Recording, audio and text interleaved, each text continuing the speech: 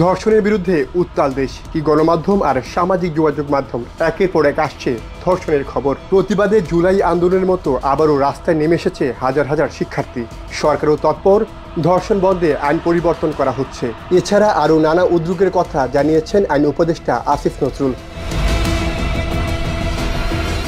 রোববার ধর্ষণ মামলায় দ্রুত বিচার সম্পন্ন করতে সরকারের তৎপরতার কথা জানিয়ে আইন উপদেষ্টা বলেন, ধর্ষণের মামলায় তদন্তের সময় আমরা অর্ধেক করে দিয়েছি।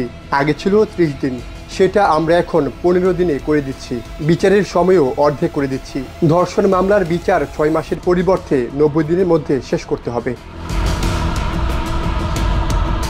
গত কয়েকদিন দেশে যেসব মব জাস্টিস এবং মোরাল পুলিশিংয়ের ঘটনা ঘটেছে সে বিষয়ে সরকার পদক্ষেপ গ্রহণ করছে বলে জানিয়েছেন আইন উপদেষ্টা। এসব ঘটনায় দোষীদের গ্রেফতার করা হচ্ছে। পাশাপাশি রাস্তাঘাটে যৌন নিপীড়ন ও হয়রানি বন্ধ করতে পুলিশ দ্রুত আলাদা হটলাইন চালু করবে সরকার।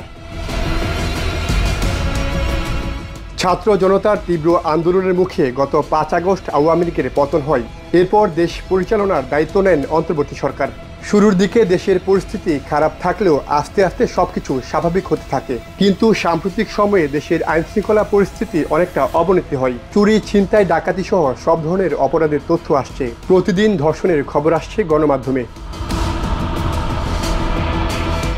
আইন ও সালিশ কেন্দ্রের তথ্য সংরক্ষণ ইউনিটের পরিসংখ্যান অনুযায়ী 2024 সালে দেশে ধর্ষণ ও দলবদ্ধ ধর্ষণে শিকার হয়েছেন মোট 401 জন নারী।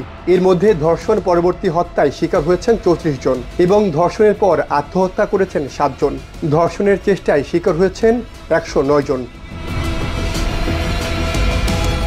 2024 সালে পারিবারিক নির্যাতনে শিকার হয়েছেন মোট 553 জন নারী। এর মধ্যে নির্যাতনে মারা গেছেন 278 জন এবং আত্মহত্যা করেছেন 174 জন। এর আগে 2023 সালে পারিবারিক নির্যাতনে শিকার হয়েছেন 507 জন নারী। সাইমুল হক খান, সময়ের আলো।